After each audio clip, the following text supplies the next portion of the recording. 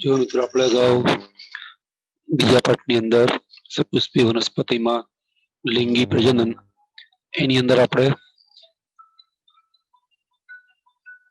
2 lecture કર્યા. હવે એની અંદર આપણે આગળ જઈએ તો આપણે જે વાત કરી પ્રમાણે હવે આપણે માદા પ્રજનન અવયવમાં જતા પહેલા આપણે જે પરાગરજ કેટલીક બાબતો શીખ્યા એની અંદર હવે આપણે આગળ કેટલીક વાતો છે એ શીખવાની છે. આપણે પરાગરજ છે એ શરૂઆતમાં 4 સમૂહમાં ઉત્પન્ન થાય એવું શીખ્યા છીએ. હવે આપણે એનાથી આગળ જોઈએ કે પરાગરજ ચતુષ્ક અલગ અલગ ડિઝાઇનમાં જે ઉત્પન્ન થાય, ટેટ્રાહેડ્રલ ને આઇસોબાયલેટરલ, એ આપણે વિવિધ પ્રકારો ગયા વખતે જોયા હતા. તો હવે એ જે પરાગરજ છે એ પરાગરજ વિશે બીજી કેટલીક થોડીક વાતો આપણે જોઈએ કે એ પરાગરજ છે એની અંદર બીજી કેટલીક વિશેષતાઓ આપણને જોવા મળે છે.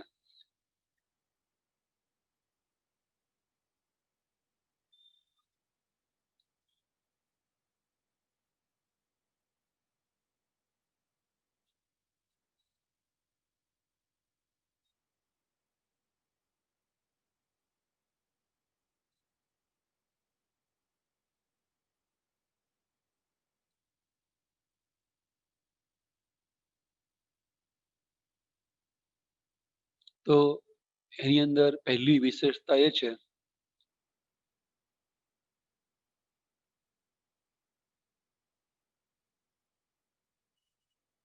કે અમુક વનસ્પતિ છે એની અંદર પરાગરજ છે એ બધી જોડાઈને સમૂહમાં રહે છે. ઉદાહરણ તરીકે આંકડો, જેની ફેમિલી એટલે કે કુળ છે એસ્ક્લેપિએડેસી. તો આ આંકડો જે છે ને એની અંદર બધી જ પરાગરજ સમૂહમાં રહે. એને આપણે પરાગ સમૂહ અથવા તો પરાગ સમૂહના બદલે આપણે એને પરાગ પિંડ પણ કહી શકીએ. પરાગ સમૂહ અથવા તો પરાગ પિંડ.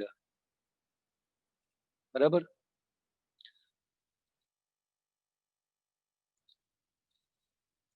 કોઈક વખત એવું જોવા મળે આપણને, જે આપણે એવું કીધું ને આ બીજી વિશેષતા છે એની અંદર આપણને પરાગરજમાં આપણે એવું કીધું કે પરાગરજ ચતુષ્ક બને અને પછીથી શૈલેજ નામના ઉત્સેચક દ્વારા શૈલોજનું પાચન થઈ અને એ છૂટી પડે. પણ ઘણી વખત આપણને ચતુષ્કની અંદર 4 ના બદલે વધારે આપણને પરાગરજનું ઝુમખું જોવા મળે, જેને આપણે કહીએ છીએ બહુ બીજાણુતા. શબ્દથી આપણને એનો અર્થ સમજાવે છે. લઘુ બીજાણુ એ નિયત સંખ્યા કરતા વધારે હોય એટલે એને કહેવાય બહુ બીજાણુતા. જેમાં પરાગરજ ચતુષ્કની અંદર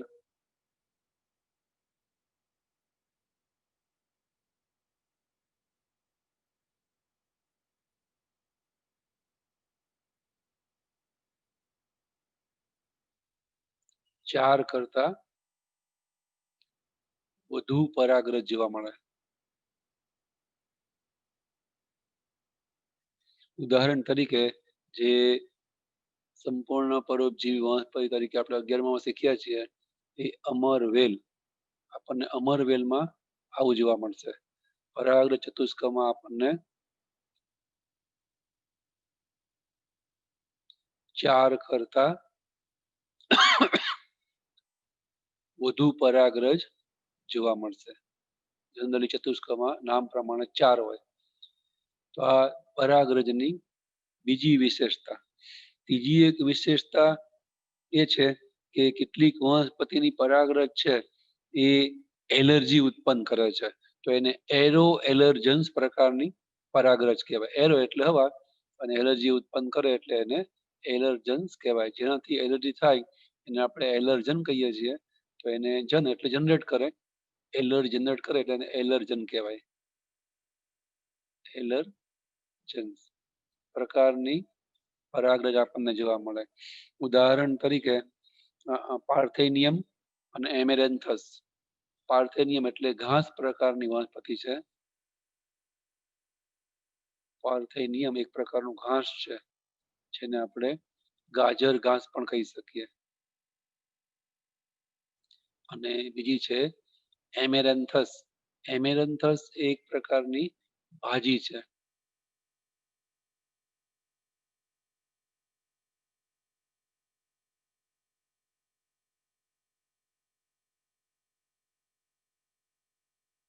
તો આ બધી વનસ્પતિની પરાગરજ છે એ વાતાવરણમાં ફેલાય હવામાં, અને એ જો હવા શ્વાસમાં આવે ને જો એની અંદર શ્વાસમાં ફેફસામાં જાય તો એ એલર્જીક અસર ઉત્પન્ન કરે. બધાને તકલીફ ના પડે, જેને એની એલર્જી હોય એને એની તકલીફ પડે. પછી એક ખાસિયત છે પરાગરજ માટેની, એ છે અમુક પરાગરજ છે એ પોષક હોય. પોષક એની અંદર ન્યુટ્રિશન એટલે કે પોષક પદાર્થનું મૂલ્ય ઘણું બધું હોય, તો એને કહેવાય પોષક પરાગરજ. આવી આ પોષક પરાગરજ છે એ ઘણા દેશમાં એ પરાગરજમાંથી ટીકડી બનાવવામાં આવે છે, જેને આપણે ટેબ્લેટ કહીએ છીએ. પરાગરજની ટેબ્લેટ એ મળતી હોય છે, અને ઘણી વખત એ પરાગરજનું સિરપ પણ મળતું હોય છે. ઘણા બધા રમતવીરો અમુક પ્રાણીઓને આ પરાગરજની ટેબ્લેટ કે જે સિરપ છે એ ખવડાવવામાં આવતું હોય છે. એને કારણે એમને એક્સ્ટ્રા ઓર્ડિનરી પોષણ છે એ મળતું રહે. તો આ પોષક પરાગરજ છે એની વાત થઈ. એ સિવાય પરાગરજની એક બીજી વિશેષતા એ છે કે વનસ્પતિ જગતમાં પરાગરજના જે કદની વાત આપણે કરીએ તો એમાં મોટામાં મોટી પરાગરજ એની માહિતી આપણી પાસે છે, અને એ સિવાય નાનામાં નાની પરાગરજ.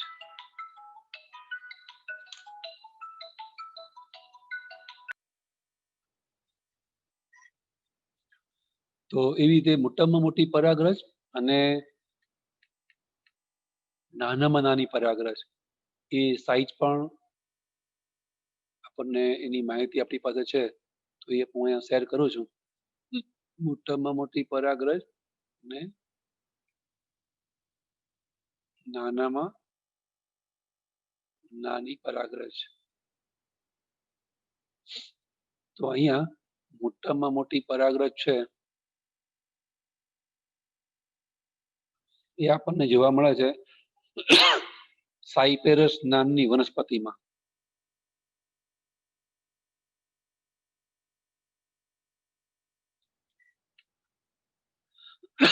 સાયપેરેસી કુળની આ વનસ્પતિ છે, અને એ વનસ્પતિનું નામ જ છે સાયપેરસ.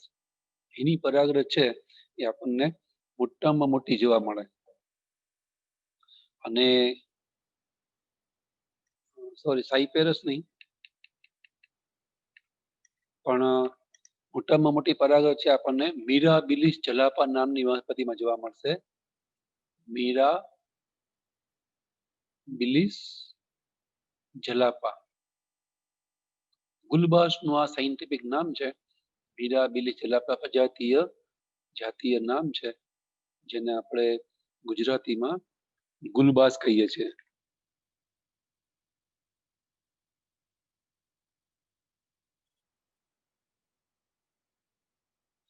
અને નાનામાં નાની પરાગરજ છે એ આપણને માયોસોટિસ નામની વનસ્પતિમાં જોવા મળશે. માયોસોટિસ.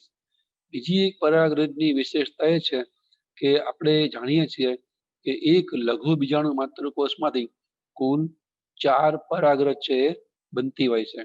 તો અહીંયા આપણે હમણાં સાયપેરસને યાદ કરી, એ સાયપેરસ નામની વનસ્પતિ છે એ વનસ્પતિ એ પ્રકારની વનસ્પતિ છે કે એની અંદર એક લઘુ બીજાણુ માતૃકોષમાંથી અથવા તો પરાગ માતૃકોષમાંથી, જેને આપણે ઇંગ્લિશમાં પોલન મધર સેલ કહીએ છીએ, પરાગ માતૃકોષ અથવા લઘુ બીજાણુ માતૃકોષ, એમાંથી એક જ પરાગરજ બને. ખરેખર અર્ધીકરણથી 4 પરાગરજ એકકીય બનવી જોઈએ, એના બદલે અહીંયા આપણને એક પરાગ માતૃકોષમાંથી એક જ પરાગરજ છે ઉત્પન્ન થતી જોવા મળે. પરાગ રજ ચતુષ્ક એ નિર્માણ પામે જ નહીં, એક જ પરાગરજ છે બને. એ સિવાય એક બીજી વિશેષતા પરાગરજની આપણને એ જોવા મળે છે કે લાંબામાં લાંબી પરાગરજ, લાંબી રિબન ટાઈપ પટ્ટી જેવી, મોટામાં મોટી નહીં પણ એની લંબાઈ વધારે હોય. તો એ લાંબામાં લાંબી પરાગરજ છે એ એક વનસ્પતિમાં જોવા મળે છે, જે રિબન ટાઈપ અથવા તો પટ્ટી જેવી હોય. એ દરિયાઈ વનસ્પતિ છે જોસ્ટેરા કરીને.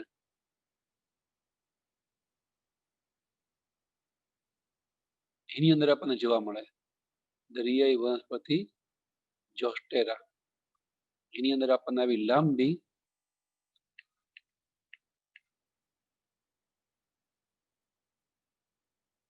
પટ્ટી જેવી પરાગરજ છે એ જોવા મળશે. પટ્ટી જેવી પરાગરજ.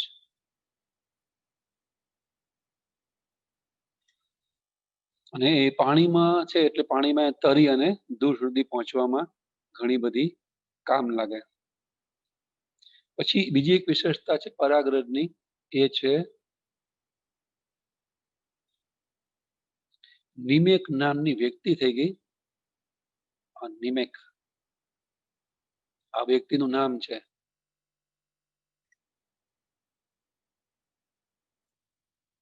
NEMEC.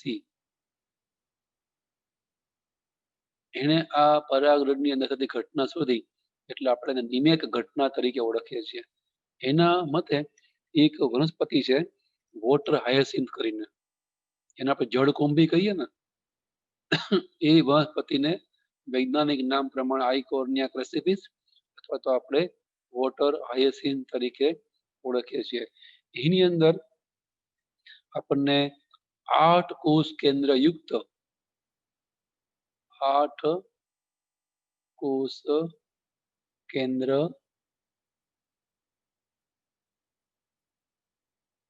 યુક્ત પરાગરજ જોવા મળે. જનરલી પરાગરજમાં આપણે અગાઉના લેક્ચરમાં જોઈ ગયા એમ 2 કોષ કેન્દ્ર જોવા મળે અને 2 કોષ દિવાલ જોવા મળે.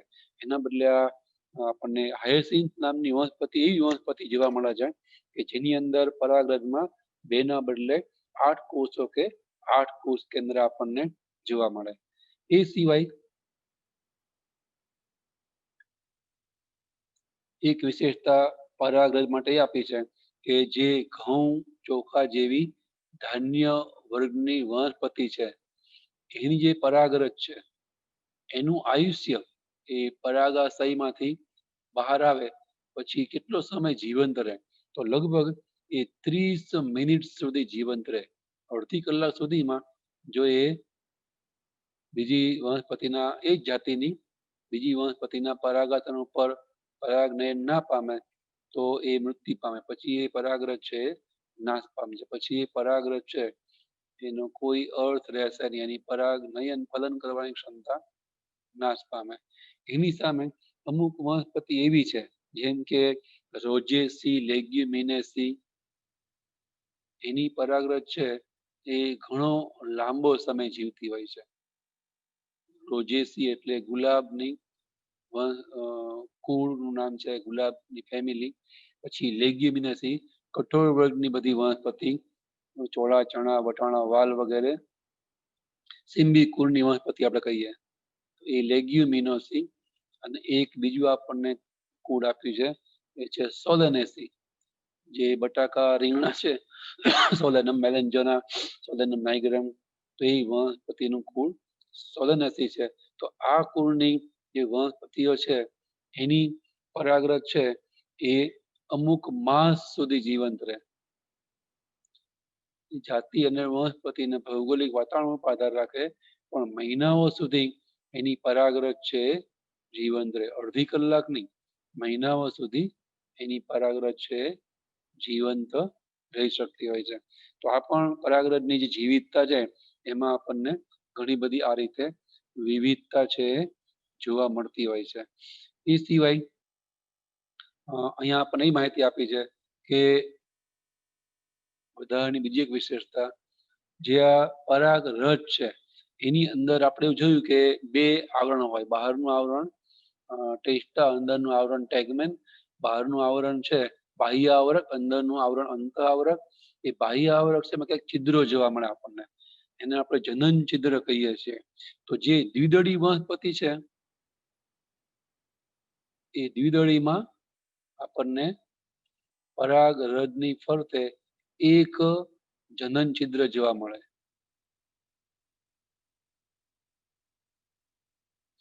એની સામે જે એકદળી વનસ્પતિ છે, દ્વિદળી વનસ્પતિ આપણે ઘણા બધા એક્ઝામ્પલ ખબર જ છે એટલે આપણે લખતા નથી.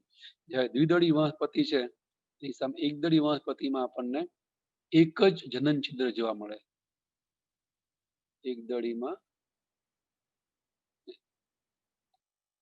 એક જનન છિદ્ર જોવા મળે. ત્યાં આપણને એક જનન છિદ્ર નહીં, જનરલી દ્વિદળીમાં આપણને 3 જનન છિદ્ર છે એ જોવા મળશે.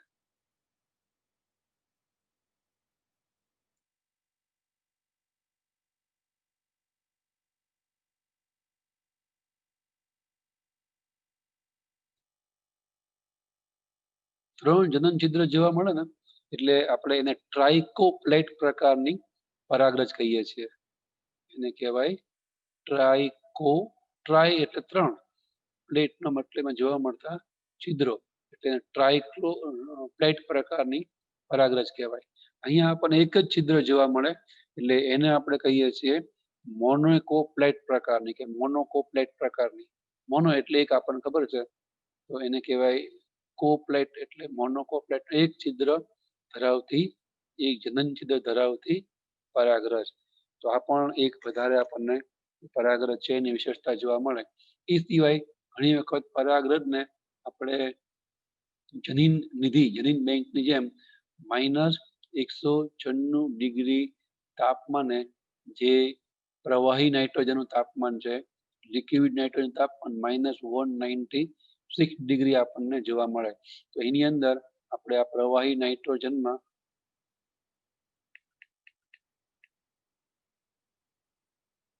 પરાગરજને ઘણીવાર આપણે સાચવી રાખતા હોઈએ છીએ અને વર્ષો સુધી એને કઈ ના થાય.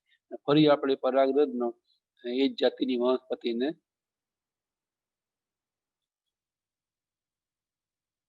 પરાગનયન ફલન કરી અને ઉત્પન્ન છે એ કરી શકીએ છીએ. જનીન નિધિ અથવા તો જનીન બેંક એની જેમ આપણે પરાગ બેંક પણ બનાવી શકીએ છીએ. પોલન બેંક કહેવાય ને, પરાગ નિધિ. એમાં આપણે એને સંગ્રહ કરી શકીએ છીએ.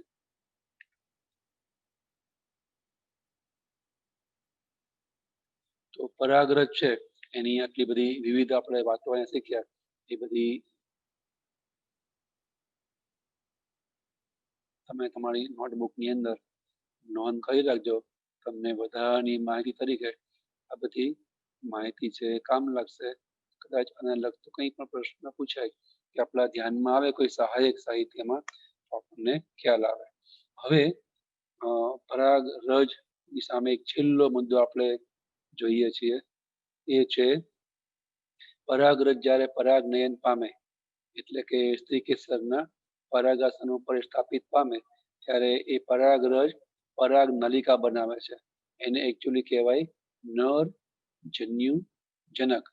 તો એ પરાગરજમાંથી નર જન્યુજનક કેવી રીતે થાય, તો એને કહેવાય નર જન્યુજનકનો વિકાસ. તો આપણે એની માહિતી આપણે શીખીએ છીએ. તો જ્યારે પરાગરજ જેની આપણે રચના આવી રીતે શીખ્યા જ છીએ, એ અંદરની બાજુએ આવરણ ધરાવે છે સેલ્યુલોઝ અને પેક્ટિનનું, જેને કહેવાય પેક્ટોસેલ્યુલોઝ. અને બહારની બાજુએ જે હું અત્યારે આવરણ દોરી રહ્યો છું, એ આવરણમાં ક્યાંક ક્યાંક આપણને આવી રીતે બહારનું આવરણ પાતળું જોવા મળે અને ક્યાંક ક્યાંક એ આવરણ છે આવી રીતે કંટકિત પણ આપણને જોવા મળે. એ છે સ્પોરોપલિનનું આવરણ.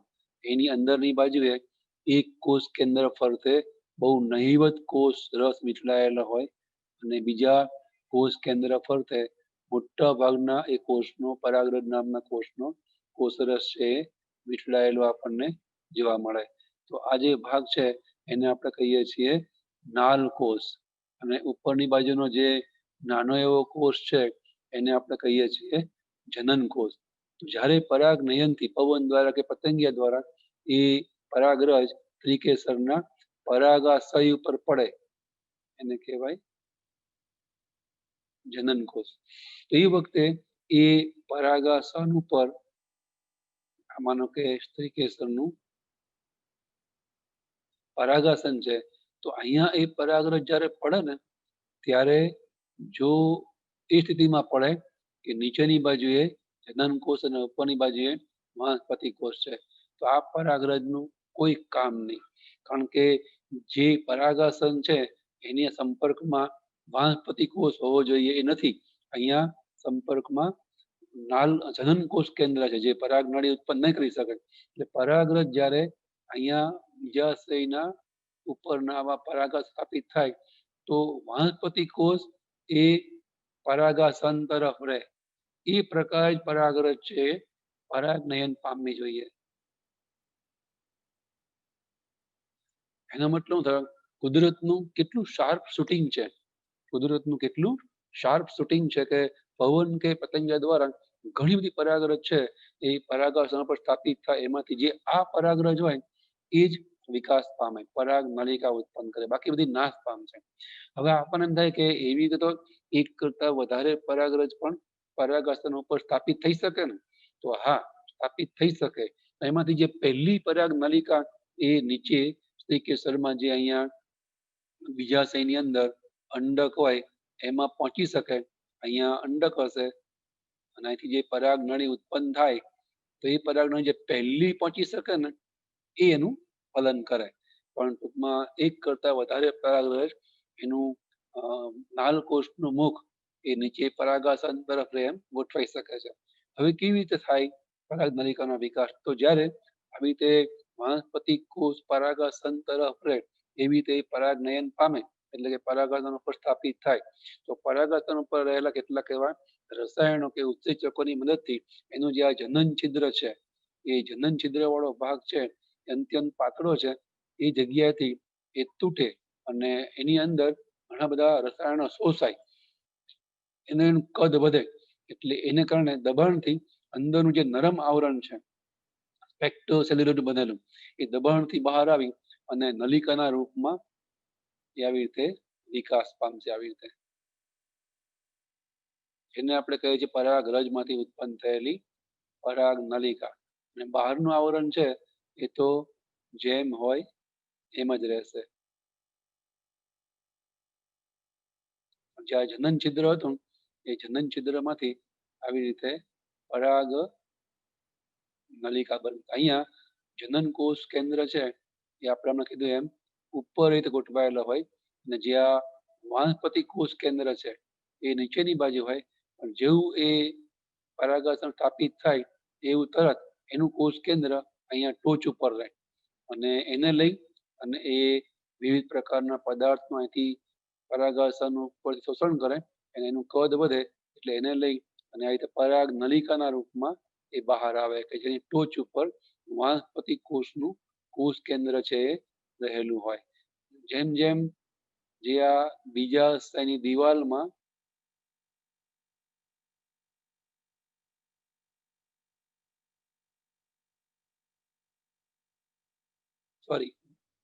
સ્ત્રીકેસરના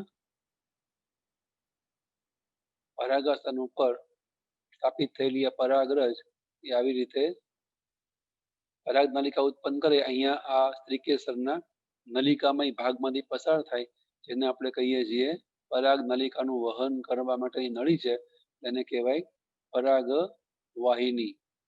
એ પરાગ વાહિની પસાર થાય, માનો કે પરાગ વાહિની પોલી છે પ્રશ્ન નથી, પણ જો નક્કર હોય તો એના કોષોનું પાચન કરે એવા ઉત્સેચકોનો સ્ત્રાવ આ પરાગ નલિકાની ટોચ ઉપર રહેલું જે વાનસ્પતિક કોષનું કોષ કેન્દ્ર છે એ પાચન કરે ઉત્સેચકોનો સ્ત્રાવ કરીને અને માર્ગ બનાવીને આગળ ને આગળ છે વધે.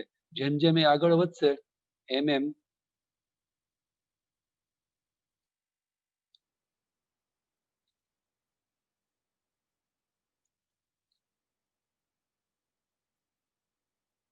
એની લંબાઈ વધતા વધતા આવી રીતે જે અહીંયા આપણે ભવિષ્યમાં શીખવાના છીએ, અહીંયા અંડક હશે અને એ અંડકની અંદર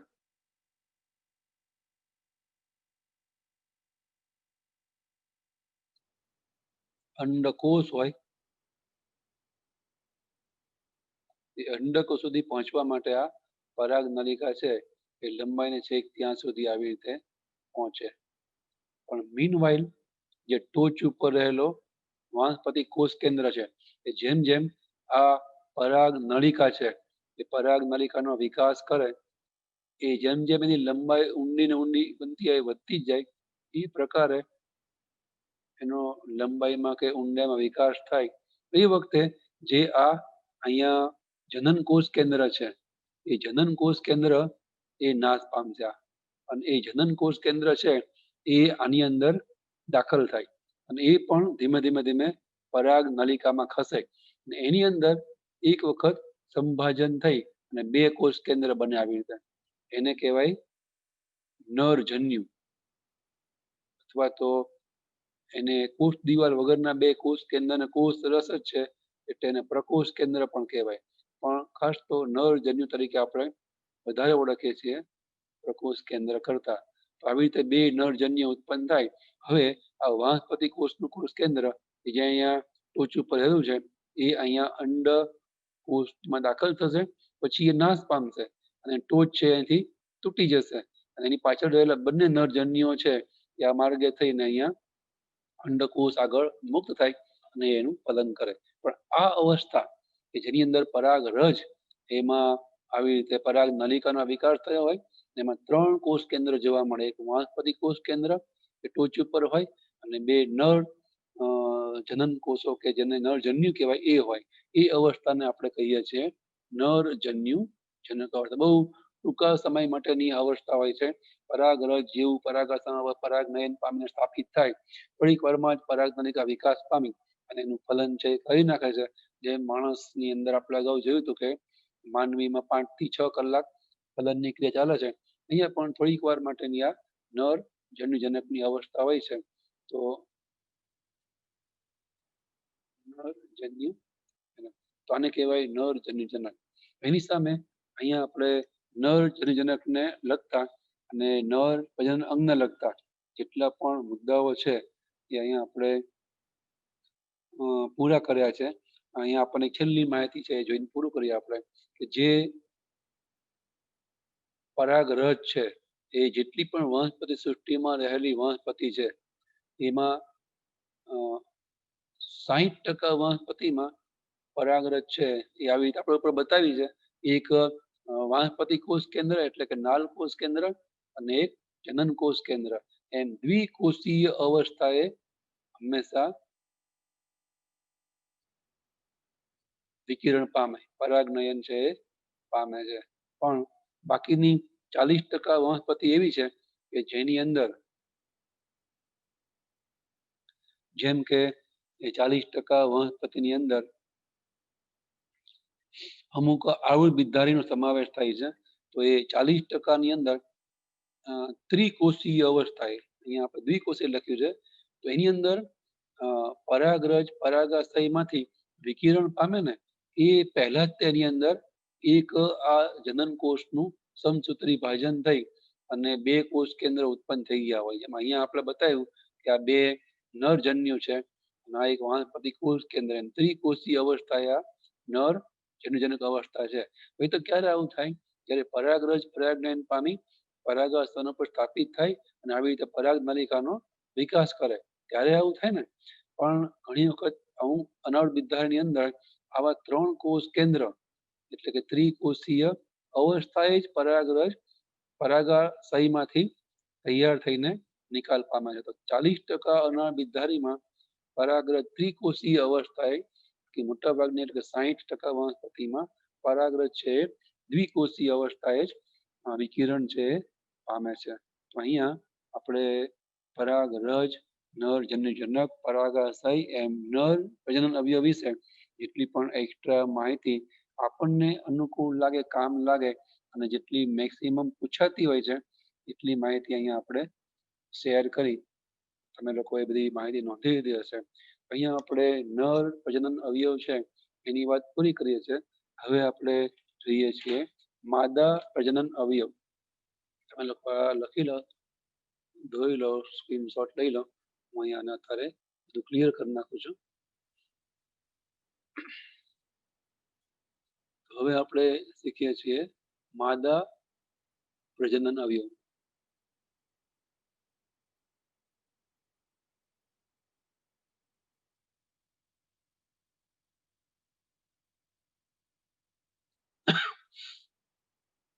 નર જનન અવયવ તરીકે આપણે જોયું હતું પુંકેસર ચક્રનો એક ઘટક પુંકેસર.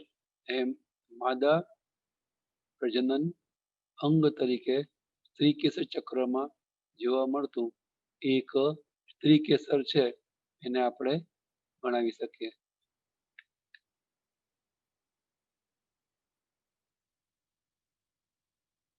સ્ત્રીકેસરની સામાન્ય રચના તો આપણે જ્યારે પુષ્પની રચના શીખ્યા ત્યારે જ બતાવી હતી કે સ્ત્રીકેસરમાં આવી રીતે ઉપરનો ભાગ છે એને કહેવાય પરાગાસન, નીચેનો નલિકામય ભાગ છે આપણે એને કહીએ છીએ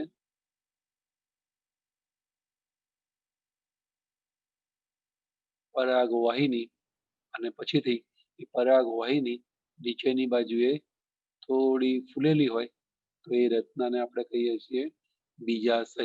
આપણે એ વાત પણ અગાઉ કરી હતી કે એને શા માટે બીજાશય તરીકે આપણે ઓળખીએ છીએ, કારણ કે એની અંદર એકચ્યુઅલી અંડક છે. બીજાશય છે એ નીચે આવી રીતે પુષ્પાસન સાથે જોડાયેલું હોય. આ પુષ્પાસન દોરીશું આપણે, નીચે આ પુષ્પદંડ. બાકીના પુષ્પીય ઘટકો આની આગળ અહીંયા પુંકેસર આવે, દલપત્ર આવે, પત્ર એ આપણે બતાવ્યું નથી. અહીંયા આ ભાગ છે એ છે પરાગાસન, પરાગરજનું સ્થાપન સ્થાન. પછી નલિકામય ભાગ જેમાંથી પરાગ નલિકા છે એ વહન પામે એ ભાગ એને આપણે કહીએ છીએ પરાગવાહિની.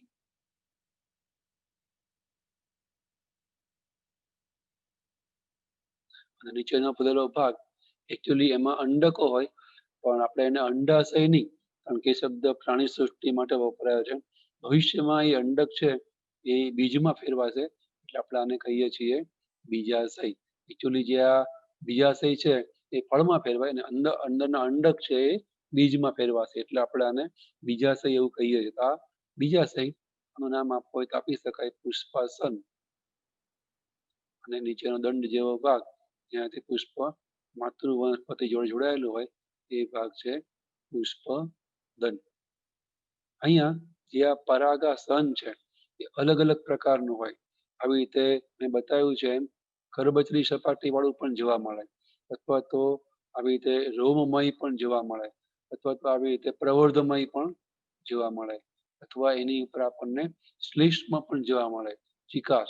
એનું કારણ શું છે કે એને ગમે તેમ કરી અને એકવાર પરાગરજ જે આવે પતંગિયા દ્વારા, કીટકો દ્વારા, એ બધી પરાગરજ છે એ આની અંદર આવ્યા પછી ફસાઈ જાય, ચોંટી જાય, જવી જોઈએ નહીં. કારણ કે પવનથી પરાગરજ આવે એમ જો પવનથી પરાગરજ આવેલી ઉડી જાય, ખસી જાય, દૂર થઈ જાય તો પરાગનયન છે એનો કોઈ અર્થ જ ના રહે, પરાગનયન થાય જ નહીં. એટલે એક વખત જે પરાગરજ કીટકો દ્વારા, પક્ષી દ્વારા, પવન દ્વારા એ પરાગાસન ઉપર આવે એ ફરી ત્યાંથી હવે છટકવી જોઈએ નહીં, નિકાલ પામવી જોઈએ નહીં. તો એના માટે કુદરતે અમુક વનસ્પતિના પરાગાસન જેને રોમમય બનાવ્યા હોય એ રોમમાં પરાગરજ ફસાઈ જાય એટલે પછી એ છટકી શકે નહીં. અથવા પ્રવર્ધ હોય એમાં પણ પરાગરજ આવી જાય, અથવા એમાં લખીએ શ્લિષ્મીય સપાટી હોય એને કારણે પરાગરજ ચોંટી જાય, અથવા સપાટી ખરબચડી હોય એને કારણે સહેલાઈથી પરાગરજ ખસી જઈ શકે નહીં, ગ્રીપ અથવા પકડ રહે. અને ઘણી વખત તો એ પરાગાસન છે ને એ આવી રીતે દ્વિખંડી હોય.